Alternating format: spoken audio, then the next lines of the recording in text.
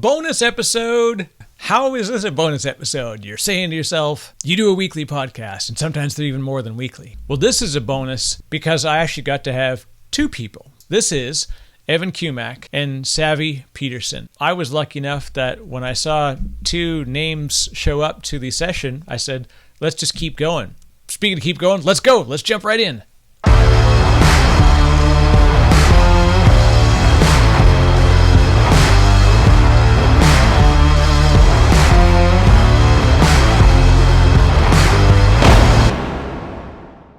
Hey, you. This is the double the fun, double the education, and double the energy of such a great episode. It's really actually kind of funny because I've told people in the past that I really prefer to have one-on-one conversations because sometimes it's difficult to give real proper equal time to people. It pulls the energy in different directions. This blew my mind because it completely went counter to my thought. And in fact, it was funny that at the start of the podcast, I saw Evan Cummack join. Evan's the CEO of Fin, fin.com. They're doing some really, really wild stuff that you are going to enjoy around measuring user experience, and the way they do it is incredible, and also what they're doing with it as far as process improvement. This was near and dear to my heart, both as the technology and the approach. I loved Evan's way of talking through the problem. Very mindful and thoughtful in how he approaches things. No marketing just stuff being jammed in here. This is a lot of really, really good solid stuff. But the second voice, and I was lucky enough to meet Savannah or Savvy Peterson, also the host or the creator of the Savvy Millennial. She's a great energy in being able to connect people to the community and get people using platforms and involved in growth. So it's really was neat to hear these individual ways that they're solving problems within Fin, and she works with other companies as well. Enough about me talking about this stuff. You can just get right to it. And if you want to see more stuff like this, you can do that thing, press all the buttons and hit the like button and write a comment and enjoy this, because it's not often you get to hear such a great conversation. We all walked away from this and really just felt better about the day. And with that, let's jump in. This is Evan Cummack and Savvy Peterson on the DiscoPosse podcast. Hey, my name is Evan Cummack. I'm the CEO of fin.com, and you're listening to the DiscoPosse podcast. Oh, look at that. That's why you can tell professional speakers, you do such a fantastic job. And this is a fun one because, Evan, I've been a consumer of much of your information. One of my favorite parts about doing these shows is that I get to do a lot of research, and you've been a prolific creator of, both fantastic work and also a really, really great public speaker.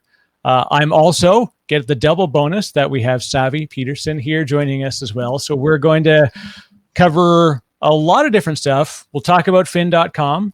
We'll probably talk a little bit about the Savvy Millennial because, of course, I couldn't not let people know what the bottom third is about. So Savvy, Evan, if you want to introduce yourselves, and then we'll start with talking about what fin.com is aiming to solve. Sure. Yeah, my name is Evan. I am the CEO of Fin. I joined the company, actually I'm not a founder, which is somewhat unusual. Series A company. I joined as CEO in December after spending the last 10 years before that at Twilio, which many people will know, but we can talk a little bit about for folks who may not. Savvy is a good friend of mine who, when I joined Fin, I brought over, and I'll let her introduce herself, but brought over to help us with some marketing and community building. Hello, everyone, and thank you so much for having us here today. Eric and Evan, what a warm welcome to the audience. That was fantastic.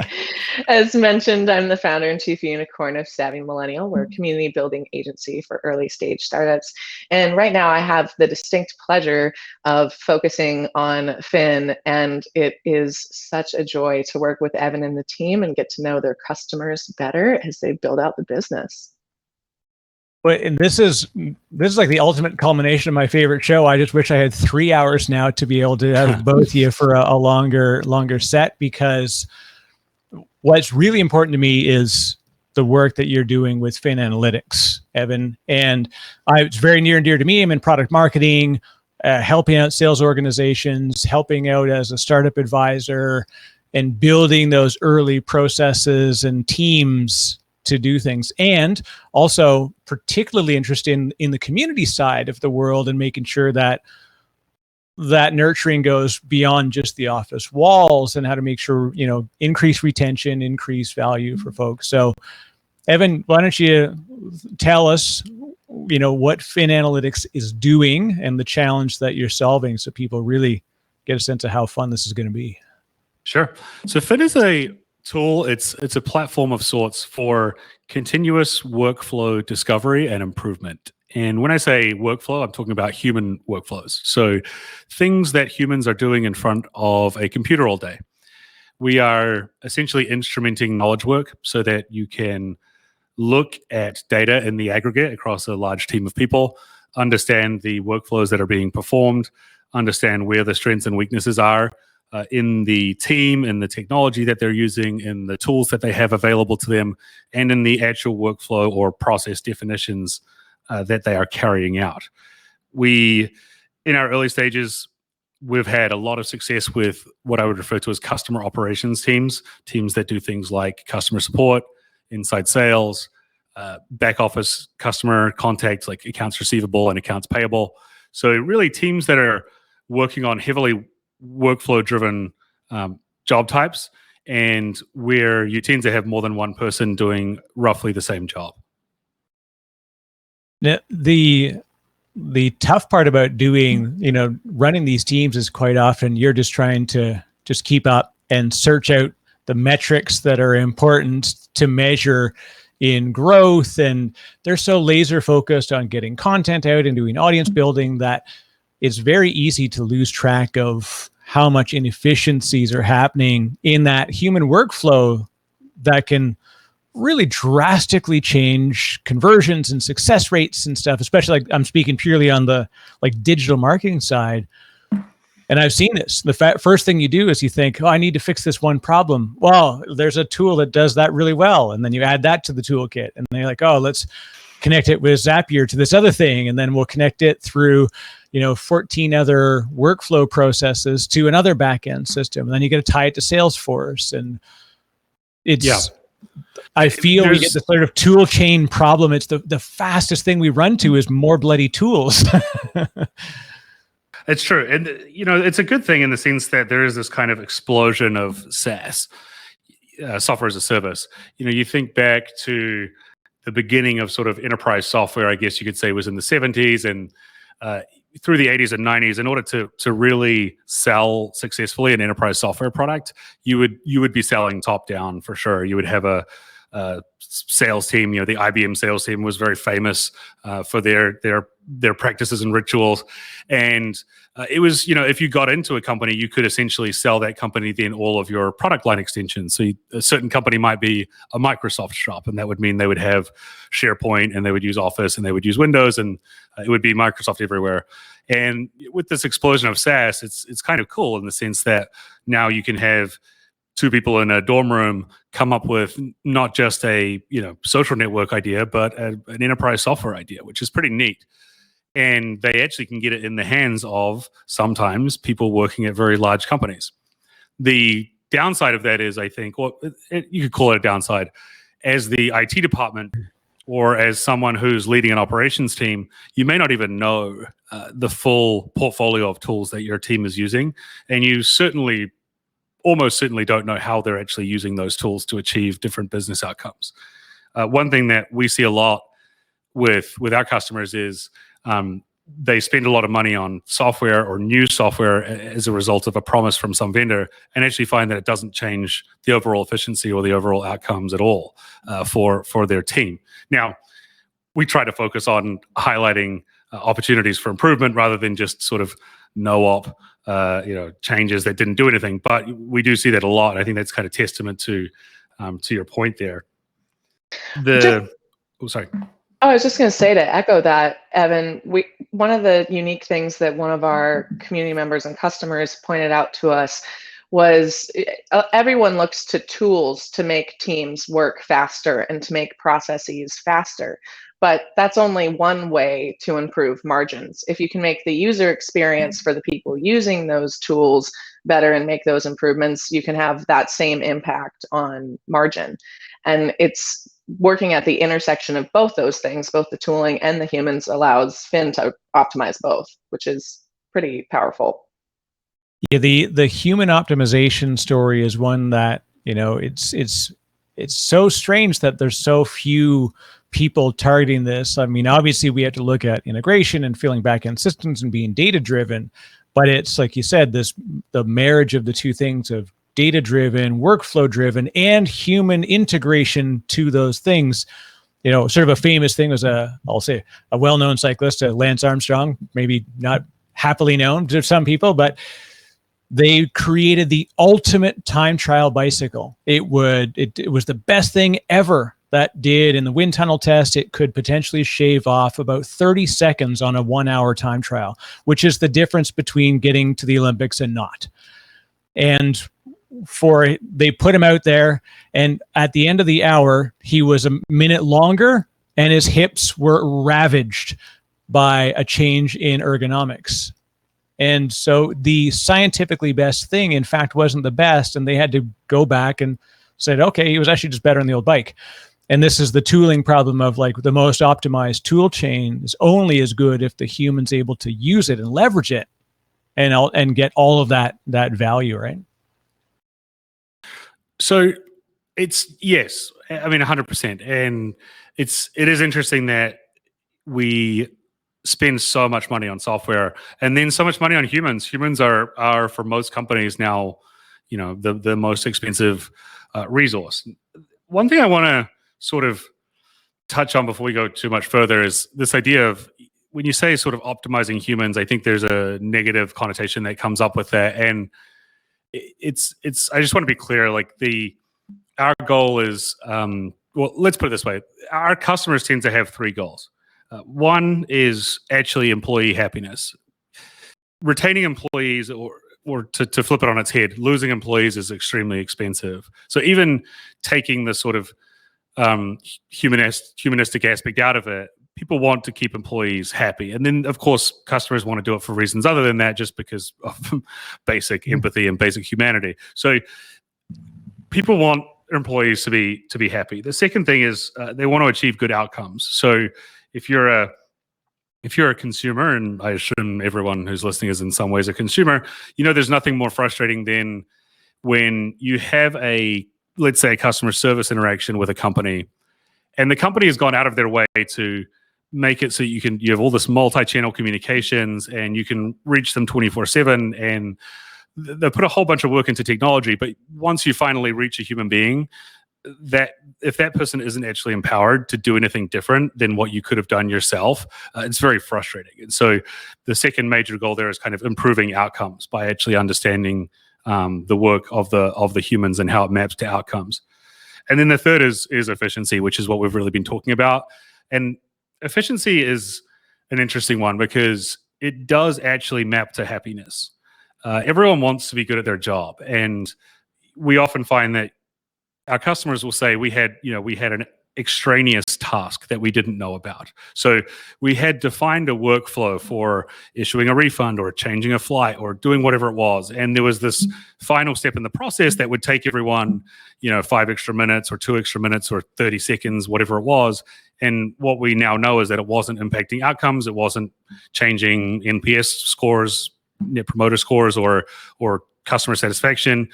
And so then they'll remove that, and that creates efficiency. It means that as a human, you can get through more work in the day, but it also means that the work that you're doing as a human is more meaningful. It's more meaningful to the outcome of the business. You're spending less time on tasks that perhaps could be done by software.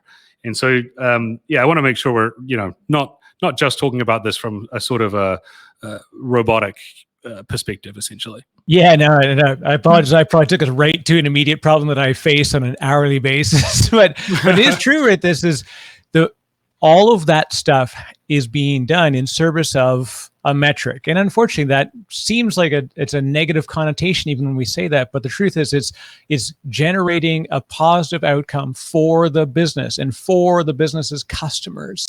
And it's really easy to sort of, as John Doerr says, not measure what matters, right? Like we measure sometimes the vanity metric And then we start to build processes and optimize towards the incorrect metric. And it takes away from the happiness and ability to be empathetic to the consumer of whatever your services and software are. And it becomes a sort of snowball effect of, just doing all the wrong things. And then what do? We look and we say, well, the people are the problem or the tools are the problem, not realizing that there was challenges in the way we were putting it together. And if we looked at the right measurement, then we could do that. But no one knows what that is, right? And that's, which, like I said, when I look at kind of the things you're doing, not just in the technology, but also in coaching and giving it the ability for people to empower employees to do more effective things, right? This is a big gap, and people just think they're going to throw another tool at it and solve that problem. Yeah. Another interesting aspect of this is like measurement's not new. And especially when you think about, well, everyone's measured in their job, right? I'm measured in my job on sort of high level things like revenue and employee happiness and things. But everyone ultimately is measured in their job. And in some ways, what Finn's technology and similar technologies do is actually bring a certain level of objectiveness to that, especially when you have people working from home, for example. Rather than just looking at very crude metrics like how many of a certain task did a person get through, you would be able to look and see what's the complexity of the work that they're doing, and how like do they have the best training? Are they doing things really well? Sometimes, a lot of times customers will say, we taught everyone to do a certain workflow in a certain way, and what we discovered is that our employees will actually show us the best way to do it, and then we can use that to go and show others, and then that results in things like promotion and people being treated the way that they actually deserve to be based on their merits. But yes, it's the whole idea is basically that people spend a whole bunch of money on software, a whole bunch of money on humans, and then when the two come together, it's like, well, we'll see what happens. They just mush them together. It's got to work, right? and then they do measure it, like but it's sort of a little bit old fashioned, I guess, in a sense, the way that we measure things. Typically, it's we don't have to do samples anymore. You can actually just measure an entire population, and that's kind of what we've gotten used to, I guess, with cloud computing and how we do instrumentation of software, say with a product like Datadog. It's you literally understand every single thing that's happening in your cluster of software. You don't just sample one machine, and it's kind of a similar thing. And the idea is to figure out at a macro level how the team is working. Are there improvements that can be made? Are there adjustments to process, training, so on and so forth? And on the in-product experience, because I know you've also do work around sort of adoption and feature successes, and how does that come into play? Because I know there's engineering teams all over the world, and this is one of the biggest gaps. Is like, well, we write up our bloody good user stories, and we think we're good at that, and then we put it in, and then we run it, if we're lucky, through some previews and get good feedback sessions, and then we push it out to the world. And then 6 months later, you call it successful, but again, lack of a real true measurement of what success is holding folks from building the next thing or the next capabilities with data that can help inform the decision. So this is actually really a good opportunity to, especially for the more technical folks in the audience, kind of break down the distinction between Finn and every other product analytics product out there. So, if you are the creator of a software as a service application, or really any website or web application, you have pretty powerful tools available to you in order to understand your users. So there's tools like Heap Analytics, which we use ourselves, and is a phenomenal product that will, you can, as a product maker, you can really understand how people interact with your product. What Finn does that's different is we are cross-product. So by using the web browser itself, we are able to understand not just how a user interacts with one piece of software, but actually how they interact with multiple pieces of software to get a job done. So maybe they're using a ticketing system and a knowledge base and a CRM and an ERP system in order to, and they may consult all of those systems every time there's a request to issue a refund. Let's say that's always an easy example. And what Fin does is it'll actually tell you how that user interacts across all of those pieces of software, and not just that user actually, but how the entire team interacts across all those pieces of software. And so our customer is actually in that scenario not the product desk or the Salesforce or the knowledge-based product company. It's the enterprise that is paying for all four of those pieces of software. So it's kind of an interesting thing where if you are an enterprise and you're buying a piece of software like a SaaS application, there's a good chance that the SaaS vendor actually knows more about your users than you do. And sometimes they will expose like an analytics offering, but by definition, just due to the way that the security model and other things work on the web, they can really only tell you about how people interact with that one product. And there are very few sort of complex workflows in an enterprise setting that exist entirely in one product, despite the fact that Salesforce and these other vendors would love it if we used, all of their full suite of things. It tends to be, and I think it's a good thing, that as an enterprise today, you can buy best in breed across the board. So you can say, I want the best in breed ticketing system, I want the best in breed CRM, I want the best in breed outreach system. And with Fin, we'll actually be able to show you how those are being used together. The sort of technology paradigm that enables that is because we assume, and it's fairly accurate to what we see in the wild, that 99% of enterprises are doing all of this stuff in the browser now. And so you have a standard declarative syntax and sort of unencrypted it's sort of a semantic structured way of introspecting user interfaces. People tried this in the past with computer vision and various other things, never really took off, like lots of very high integration costs, unreliable data, lots of other challenges. But by just looking in the browser and asking our customers up front, what things are you interested in, we're actually able to track cross application. And that's kind of the defining paradigm of Fin. And this is one that's near and dear to most people that are listening, because this is part of the problem. As you said, Evan, it's like, we've got trusted vendors and amazing partners with, folks, but they are obviously going to be opinionated in the way that they're able to deliver data insight and different ways to interact with their data. And they could never be as good as interacting with the adjacent system. And look, companies get acquired, we buy new products. It's very easy to get outside. We'd love to say that I'm going to use one cloud and one SaaS and one CRM, and life is fantastic. But I'm too old to believe that that's ever going to happen again. I've made a career out of proving that that's not the case, but happy to let people just believe it as I coach them through the pain. I mean, and I think to the earlier discussion, oftentimes IT leaders won't even know the full suite of applications that's being used or how it's being used. One thing we see really often from customers is they discover how products like Gmail and Google Docs are being used in their workflows, which they didn't understand before. And sometimes products like that could present a risk of data leakage. But sometimes they'll be like, oh, actually, that just means we're not providing, if everyone's building their own knowledge base in a Google Doc, we should probably figure out why. Like, we should probably figure out why our knowledge base isn't good enough.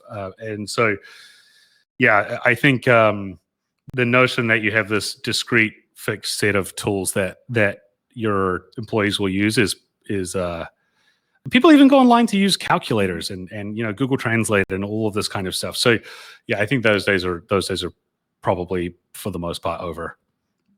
But it's also, like I said, that what I really appreciate is that you led and when we look at Fin Analytics as a site, like those big stories are there and you see what the ultimate goals are, and then you get into, and this is how we do it, right? And this is how we're differentiated, and we've come to that one. Savvy, I know this is one that will be near and dear to you, of very easy to approach this as a fantastic technology solution, But if we don't glue it to a story that actually matters to both the buyer and the user, because this is the other thing too, is that we're selling to the top still, ultimately, but the day-to-day consumer that can easily become the problem for you, as a vendor, they've got to get how you're not wrecking their lives as well, right? How Absolutely. do we pull all that together? We have that conversation like every day, by the way. Let's Savvy talk about it. Yeah, it's a very hot topic at Finn, and a very important topic, because it all comes from transparency and communication. And the reality is there are a lot more customer service agents and frontline workers using our products than there are executives using our products. And that's the nature of how teams are distributed. So if we're not effectively communicating with our largest user base, we're really missing an opportunity for community building. It's been super enlightening and, quite honestly, delightful interviewing many of our customers for voice of customer work, and actually getting to see Finn video capture from users around the world, and seeing not just how they learn how to work smarter and more efficiently from a process perspective together, but also learning from each other and, quite literally, how they handled challenging cases. And when you have a video and you're able to go back and annotate moments of crisis, for example, or moments of confusion, an anecdote becomes an actionable objective across a company, and you're able to improve things and pass that message up to the product team to improve the overall user experience, or whatever that is. And it's so beautiful to see how literally team members will compile highlight reels of their Finn clips to help co-mentor their other teams, both when they do great and also when they goof up, so that other people can learn from a mistake and not make it when they move forward. We also have customers who take Finn clips and edit them down together from longer, more constructive meetings for board updates and anecdotes like that. And there are ways to use the product not only to capture and measure overall efficiency, but to actually make the team itself more efficient. And man, it's when you see a community educating themselves on how best to use your product, it's a pretty good feeling as someone a part of the team. Yeah, I missed that actually when you were talking about Eric, like the in user, like the in use experience, let's say. So the individual people, the team members whose computer this is running on, they are empowered to turn it on and off and that type of thing. But they're also empowered to annotate their workflows. So maybe there's a particular page or a particular web form or a particular piece of the process that's super cumbersome, like where there's a lot of copying and pasting involved or whatever it is. They can actually, say to the administrators or the IT team, this part of the process sucks. So they can kind of do that from within the software. And then you'll see that aggregated, and find out where the major pain points are. So I guess you could say, and I realized as Savvy was talking, we sort of didn't really talk about like the product functionality, but there's kind of really three pillars there. One would be the aggregated data, and it really is like structured data. It's sort of allows you to see process execution at a structured data level. The second is clips, which Savvy mentioned, which is the ability to zoom in on sort of any process execution and actually see what happened on screen. That's something where there's a lot of privacy involved, and so there's kind of tight controls around when that may not be used. And then the third is kind of what I mentioned, which is, well, actually there's a fourth and a fifth and a sixth, but the third would be that sort of that ability for the users to take part in the process of continuous improvement by actually human annotating their work and saying, commenting on what works and what doesn't, basically. Well, it's funny when I heard Finn clips and you described it, Savvy, I was like, oh, we're gonna tap onto this one a little bit. This is neat. And you immediately jumped into something that's an interesting. I say it was a couple of years ago. I think we fought a lot harder when we heard of a thing like this going on. We're like, oh, my behavior's being recorded, and it sort of throws to that, just a very big brotherish feel. But I think we've reached an understanding that if it's being done for the purpose of improving my life through my function and my work, people are good with, like, they know where the boundaries are, they know where the edges are, they understand. There's always going to be folks that are, they'll be a little bit worried about anything that they're being monitored on.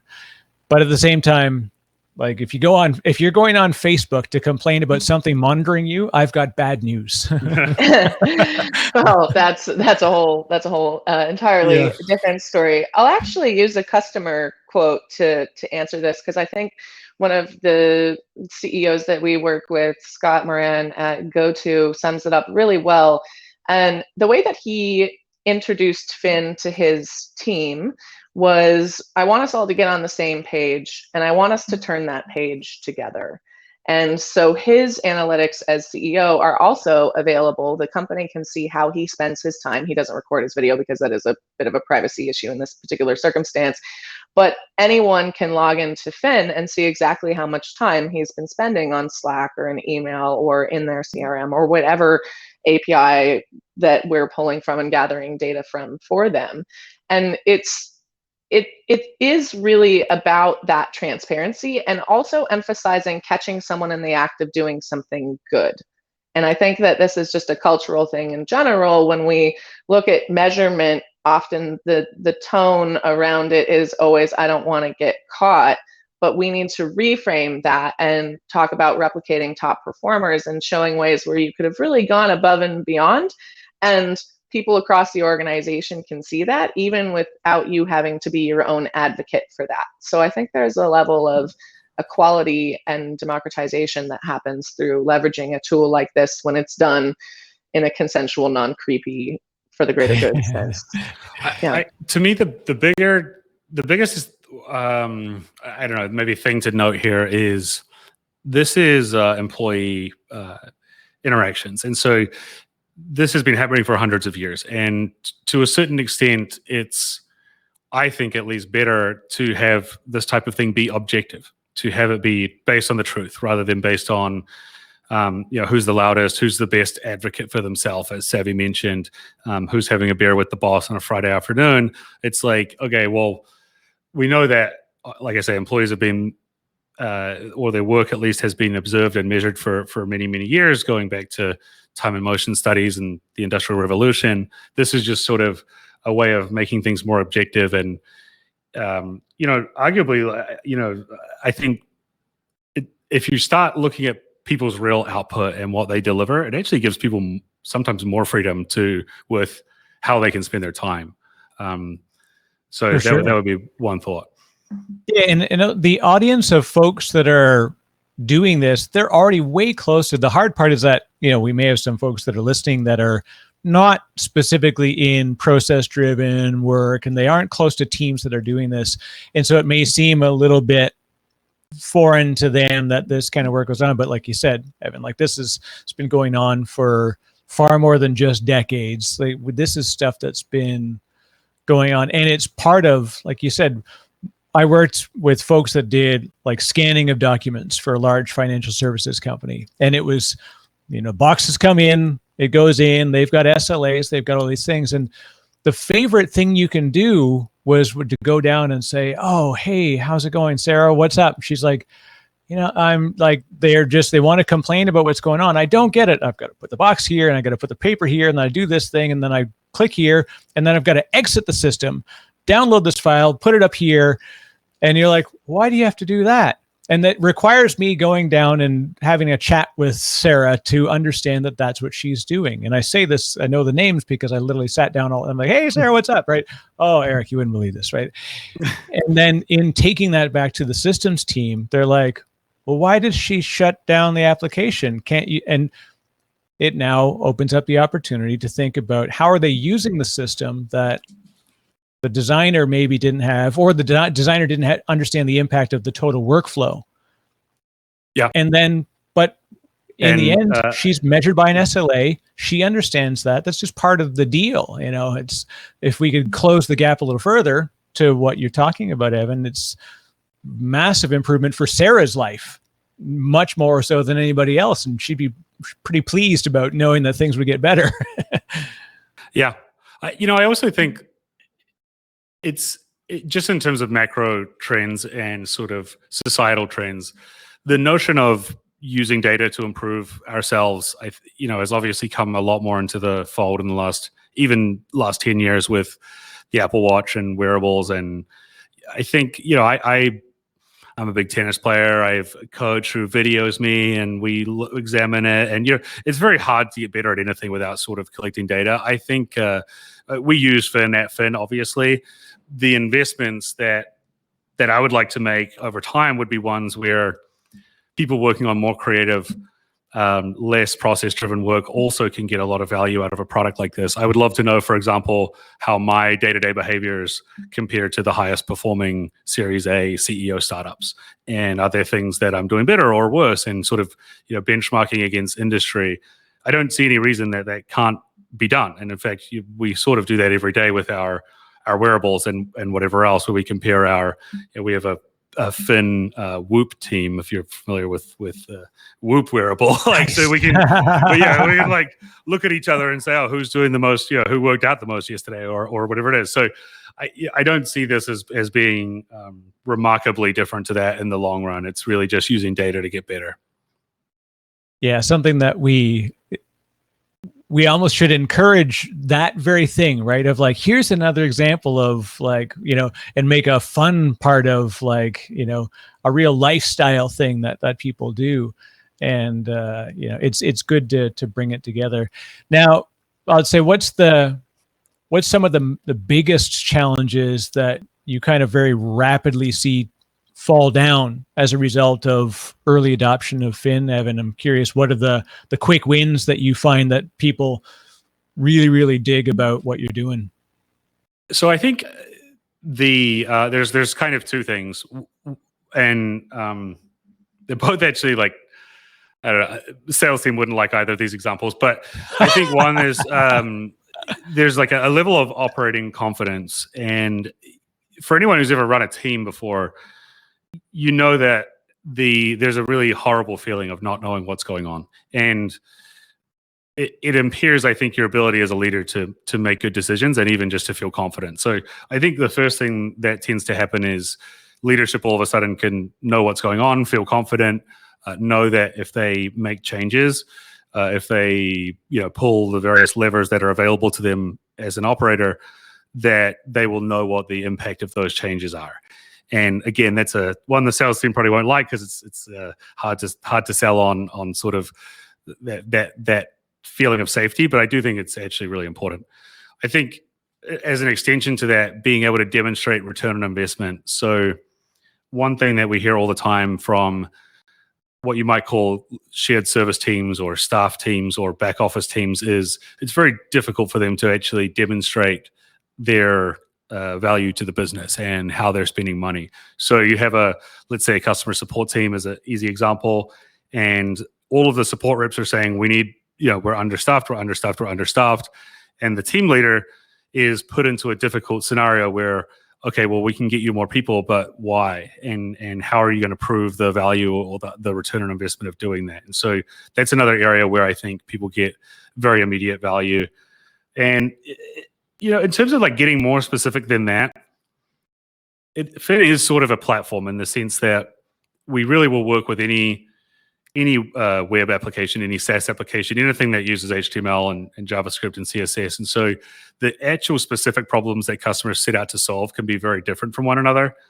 But one thing that does sort of come through a lot is the example that I used earlier of, I had this conversation with a customer yesterday where they said, like, we provide pre-written sample text to it wasn't a customer support team, but it was like some sort of inside sales team.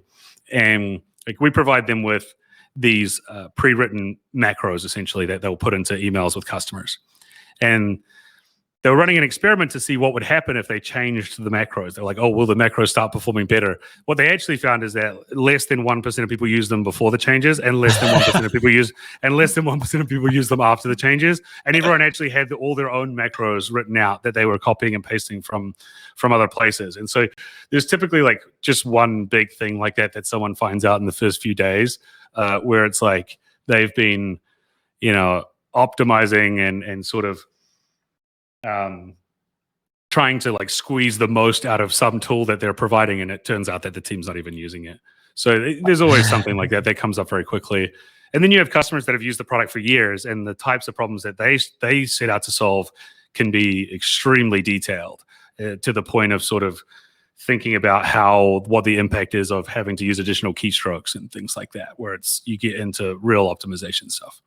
Yeah, you can really tighten the measurement once you understand where the opportunities are to be able to both measure and ultimately, hopefully, to improve.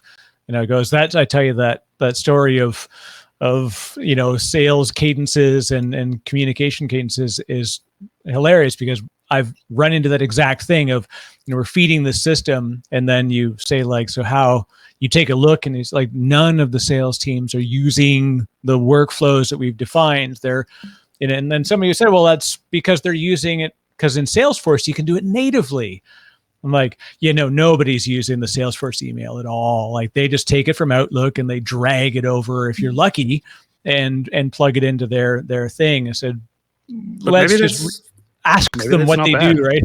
Yeah. And like, I think one of the things that you would use Fin for there is to find out, okay, what is everyone doing on average? And then what are our highest performers doing? And maybe this notion that maybe this box that we're trying to squeeze everyone into is actually not the right one. And maybe we should give people more degrees of freedom here, or we should encourage people to do it a specific way, but a different specific way. Yeah, I worked with one organization, and their top performing advisor basically ran his own group, like a startup within the organization. And he was constantly at odds with a lot of the process folks, because they'd say, you can't do this. You've got to use this tool and this product and use these workflows. And he's like, you understand, we have the largest amount of assets under management as a team. We have the highest customers per rep of any other team in the organization. I don't think you want to reel us in. I think you want to let other people see how we're doing it. And it was so funny that the greater good wasn't actually the greater good in that case. And if you don't measure, if you don't look for that opportunity, we fall into the unfortunate trap of, let's just make it generic, and then it's easy to map out. So you can imagine how hard that has become now with people being distributed as well, because it's you can't even take those one or two super top performers and kind of like look over their shoulder. So yeah, that's been a big tailwind for us as we've grown. But that's a perfect example. Perfect example. It comes down to granularity. I think the thing that we hear most from customers early on is our granularity provided some sort of insight they didn't have before, that's immediately actionable, that has positive impact on the team or the bottom line, or both, or their tooling. So it's the ability to really pull out the magnifying glass and understand exactly what actions drive the best performance on the team, and also customer satisfaction on the outside. If your team's happy, or if those people are getting a great experience, even if the handle time is a couple seconds longer, maybe that's a process we need to adapt and see how it affects everything else. So what are some of your favorite aha moments that have come as a result of some of those, that first time people are like, oh my, I just realized something I can do?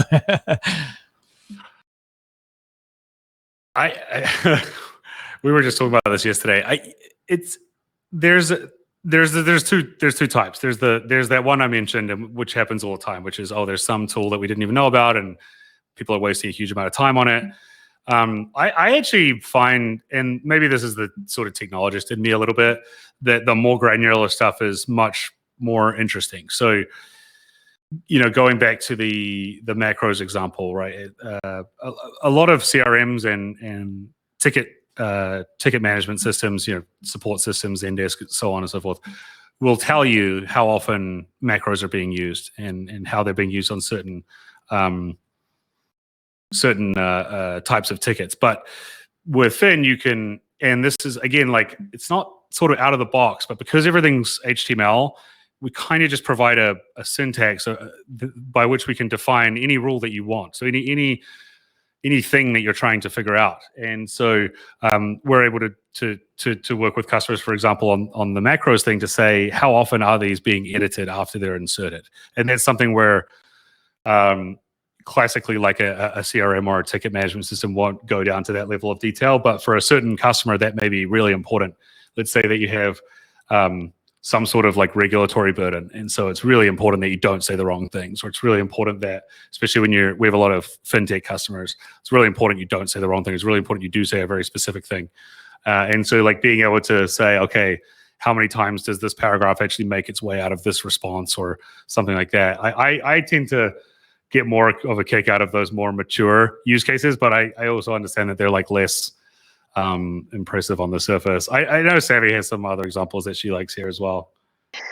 I think I'm really delighted by the super simple fixes because they affirm that it's often not the human that's doing a bad job. In any case, it's the process or the flow or the tool that's failing them, or their internet connection is bad, or whatever it is. And one of my favorites was, so it was actually a customer of one of our customers, and they were acting as a remote sales team for them. And they discovered the CEO of the company that they were supporting had asked the team to copy and paste the company logo into every single customer service email, because Zendesk doesn't support logos in their emails. And this act was costing the team 20% of their overall team utilization.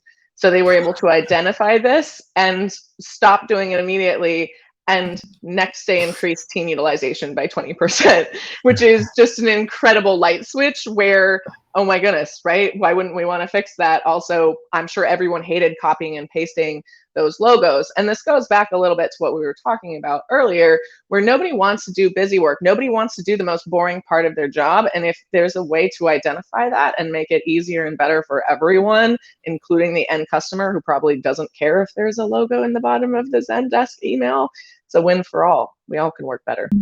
When it's wrought for opportunity for errors and individualization of those workflows, like it's very, very easy to follow. Like I used to do even just like a server builds, and I got into automation, one, because I'm lazy and I hate doing things over and over again. And also because I've got real problems. I would write the build doc. I would write the 42 steps to do it. And then I would skip 9 of them. I would always end up just blasting by them because I thought I knew better. And there's nobody doing a check on me because they're like, oh, Eric wrote the document, so obviously he's doing it right. And then if you did go back and check, you'd realize I'd missed a bunch of things. And then when I did process design, it was the first thing I did was said, I need someone to watch me while I do this, because I'm going to do the thing that I do and I'm going to skip steps. I need you to tell me when I'm skipping them. And it was a fantastic move for me to be able to have, in that case, it was literally almost like pair programming for process building. And this is why I liked what you're doing, and that you can systematize some of those capabilities now to make sure that we capture it. We actually haven't really thought about that a lot, in the sense of using the process definition to then like ensure that someone is actually following it in a certain way. There's definitely interesting use cases for that. I myself have been part of teams that, like, hopefully not every day, but sometimes, and especially maybe like in an incident scenario or sometimes with something where the pressure's on, you have to perform a series of steps via from a run book in a certain order. We haven't thought too much about that, but that is interesting. One thing that is very similar, which is a big, let's say, market for us, or something that a lot of our customers do, is figuring out which processes to automate and how to automate them. So, RPA, robotic process automation, is a big industry now, very suddenly, but it can actually be quite hard to know what exactly to tell those systems to do. And so folks do use Fin for that. And my perception of that, I guess, is that it's actually a good thing, to Savvy's point, that you have these. I do not believe that RPA, for example, is going to result in massive layoffs of knowledge workers. It just doesn't make sense. We will find more useful things for those people to do. Companies are not going to massively increase their margin and expect no additional competition or anything like that. So I do think that we will just find like more human, more interesting, more competitively advantageous work for those folks to do. But if there are aspects of their job that they're doing today that are so predictable, so repetitive that they can be moved to RPA, I think that's interesting and something worth at least looking at. And with Fin, it's like you're not thinking about necessarily replacing an entire person. Maybe it's just like that one part of their job, which is just incredibly repetitive. Maybe it's very important that it gets done uniformly, as you mentioned. And we will actually give you like, here is the process. Here's how it gets done. And you can then go ahead and use one of the many RPA tools out there to make it happen. And this also comes to the idea of the, and I mean, I work in a tech vendor, and we have two personas: the buyer and the user, which we hope to become the champion. But the important thing is you have to make sure there's this feedback loop, both from you to each of those communities as well as between them. And it's a huge empowering thing when you can do that. So this is also, Savvy, you probably have a lot to pull into this one of where do you really see organizational improvement because you've introduced a way in which they can feed back to you and they'll say, hey, we're using Fin, we're doing this thing, and now I'm actually going to care about what my boss says, or like they interact differently now because they know they have a chance to feedback to improve the system or just to be involved in the process.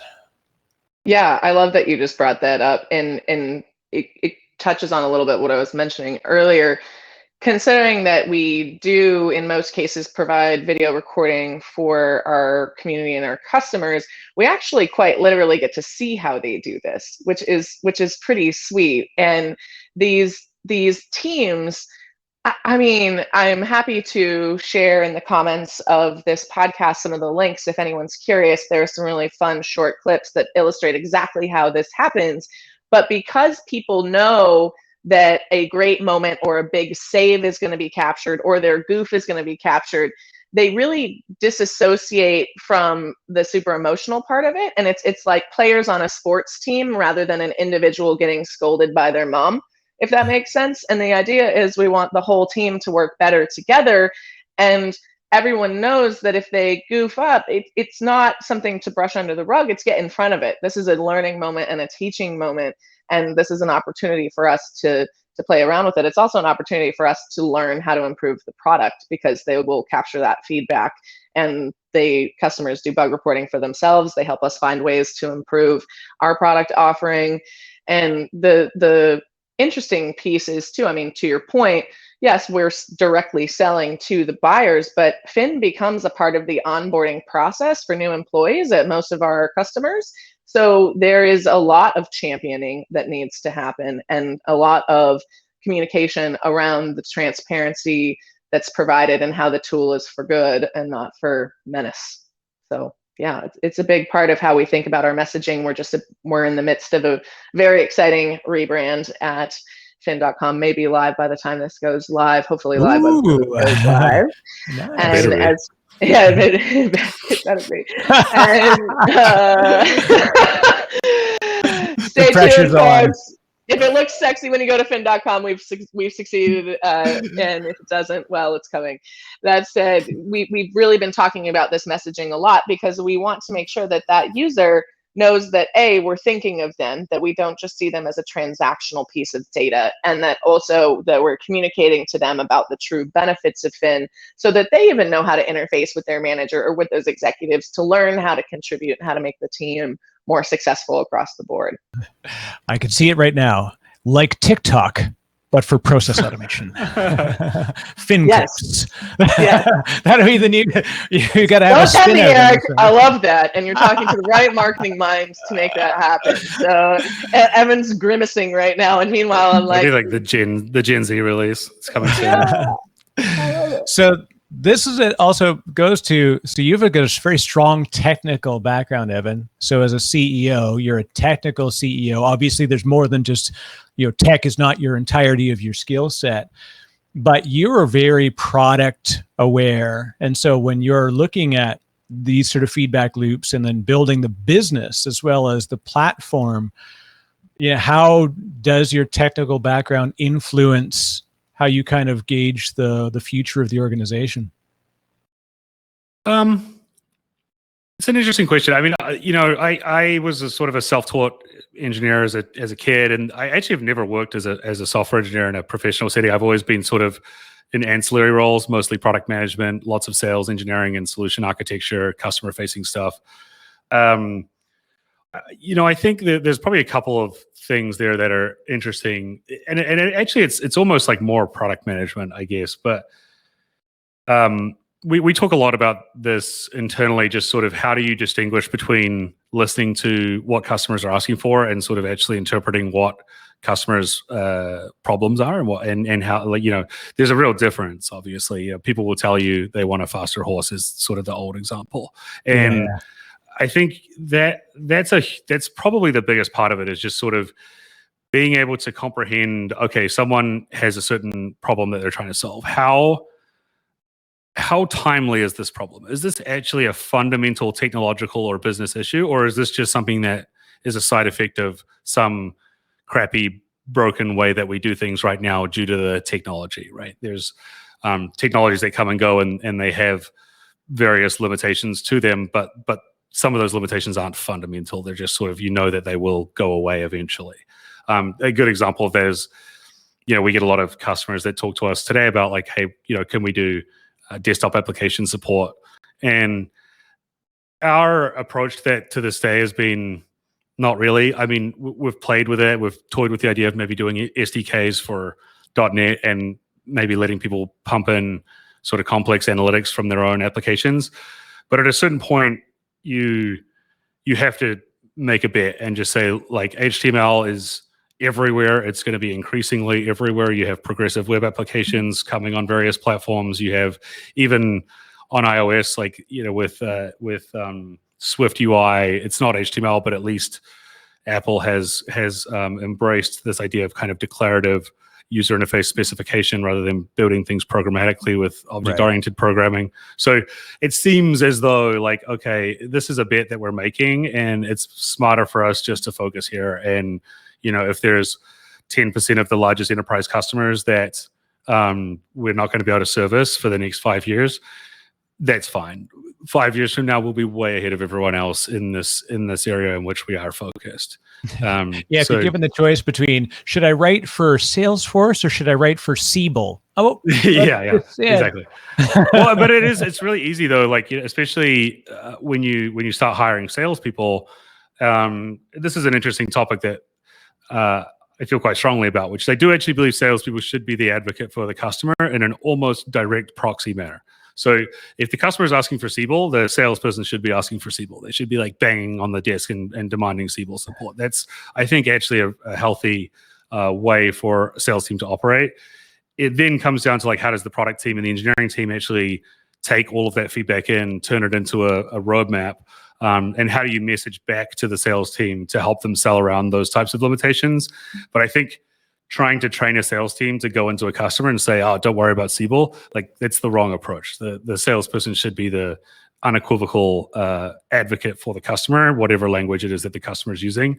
And then the product team should be the one that's, really turning that around and making decisions from it.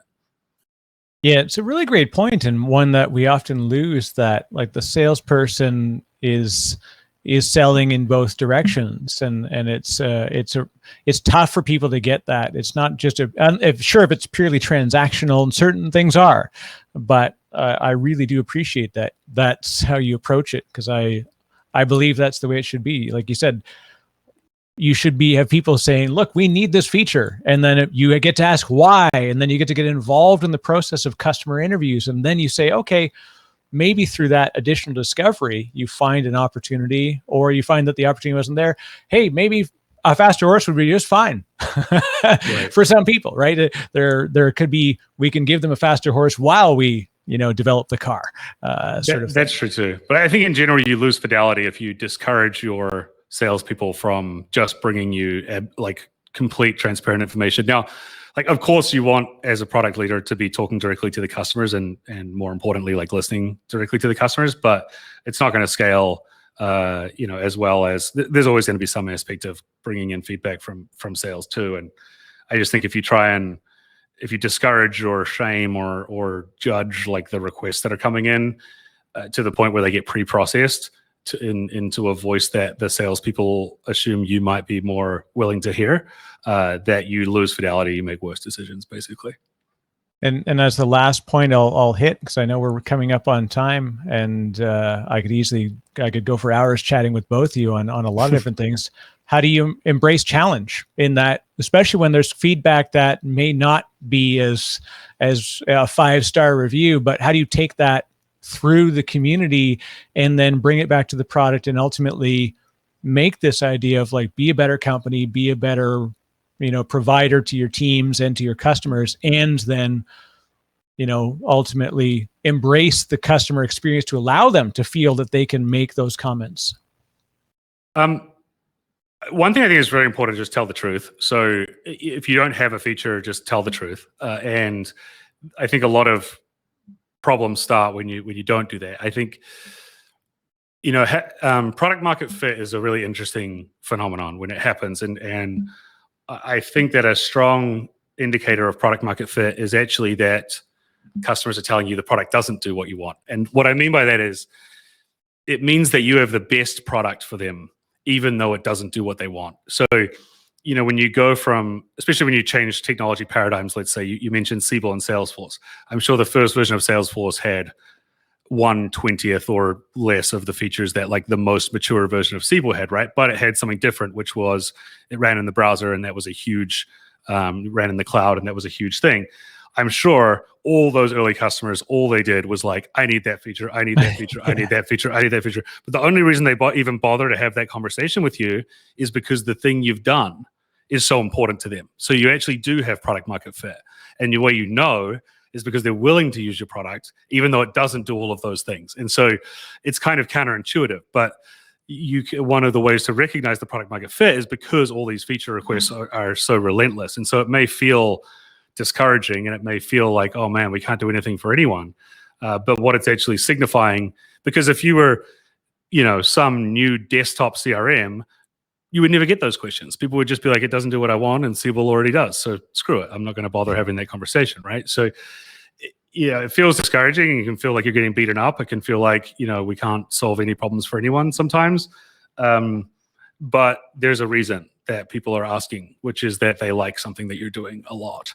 And so they're willing to figure out like how to make collective sacrifices and how to fit the roadmap together with their roadmap.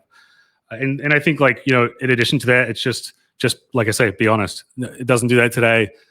Here's what we would need to sort of figure out in order to make it do that. Or we don't see that as being something that really fits into our plan. Here's why. Here's how we plan to solve the same problem using different techniques, and just be very transparent. As a cherry on top of that, if you're, to me, it's a little bit like PR. Any PR is good PR. Any feedback is good feedback, depending on the lens that you filter it through. And not that every piece of feedback can be actionable immediately and shouldn't necessarily deter the product roadmap. But we keep an open line of communication with all of our customers. And since we have the unique advantage of having thin clips, we do have customers regularly send in moments that their frontline team have experienced where the product could use improvement, or where something maybe wasn't working as expected, or discussing something that they wish it did in that moment because of, and it provides us context. It's similar to bug reporting. When you can see exactly how in the flow of something would be advantageous, it's not just hypothetically how would this improvement or this release change our product trajectory and the clients that we're able to serve better. You can really experience what that's like for the user and watch what that was like for them. And we have a very fluid process of, if I receive that feedback from one of our community members, it goes straight to our product team, and that gets thought about for whatever's coming down in the pipeline. And we're usually able to turn around to the customer and return the favor and say, hey, this is where we're at with this. This is actually coming up really soon and right on point, or this is a feature that's a little bit farther down the line for us. But thanks so much for keeping the lines of communication open, and keep it coming. And when it's kind of like when you can have a constructive conversation with your manager and feel heard, it's the exact same thing with a community member. The second they feel heard, they feel a sense of loyalty to the company, because not every company is going to sit there and listen to you and actually take the time to process and apply your feedback to their trajectory. So I think it really fosters a relationship as well. Something that we should all strive to do, both in our jobs and our platforms and in our homes, right? The same thing. It's when your partner doesn't tell you that things are problematic and they just suddenly don't show up one day. You'd much rather have them say, I think we need to talk about something, right? This is, as a customer experience, it's really no different. It's just that there's a commercial relationship wrapped around it. And it's, as you said, it's empowering when they feel that they can come to you with that. And then if you listen and then bring that through. And that's one of my favorite things, is to come to a customer, or even to sometimes even an analyst or different people, and say, like, check this out. Remember that thing that you said was a real problem, like a weird thing like 3 months ago? Watch this, right? And it's a wonderful moment for them, because then they know they actually influenced, something, and they feel like their voice was heard, and it makes them put a smile on their face for a moment at least. Yeah, So, yeah, excellent. you're bringing them on the journey. I think that's the difference. People, the way that I define community versus customers is a customer is a transactional relationship. It's someone who gives you money for a product or service. A community member is someone who cares about more than that transaction. And by empowering advice like that and hearing that feedback, you foster that type of relationship. It's my favorite thing. So I came from the customer side for years, and it even feels weird saying that phrase, but I would talk to people at an event, and I'd see somebody come and they'd say, so I was talking to a prospect the other day, and I'd just be, after they were done, be like, do me a favor, never ever say that again. There's no such thing as a prospect. I was speaking to somebody else in the community. Wait, like, never say they're a prospect or a customer. Say they're somebody that uses your platform. Just take the transaction out of it, make it a human engagement, for goodness sake. So, but anyways, I'm stealing extra time from you. So Evan, Savvy, this has been really, really fun. Thank you very much. For folks that do want to get connected with either of you, sorry, we didn't talk about the Savvy Millennial. Go to savvymillennial.com. Make sure you spell it with 2 L's and 2 N's, like I didn't do the right time the first time. But Evan, Savvy, what's the best way that folks can reach out to you if they want to interact? Yeah, feel free to email me. My email address is just echeccocharlie@fin.com. Fin.com is just fin.com. Fantastic domain name. We're very fortunate. And how did you pull that one off? You must have had friends on the inside. That story is never to be told. But if you're interested in the product, again, just fin.com, fin.com. Our handle on almost all social media is Better with Fin. But if you're interested in the product, come chat directly. Let's figure it out. Absolutely. And by all means, the show was about fin.com anyway, but you're welcome to visit savvymillennial.com. My name is Savannah Peterson. I'm a highly Googleable person, and you can find me at SavVy on all of your favorite social channels. Eric, thank you so much for having us today. It's been a joy. Thank you.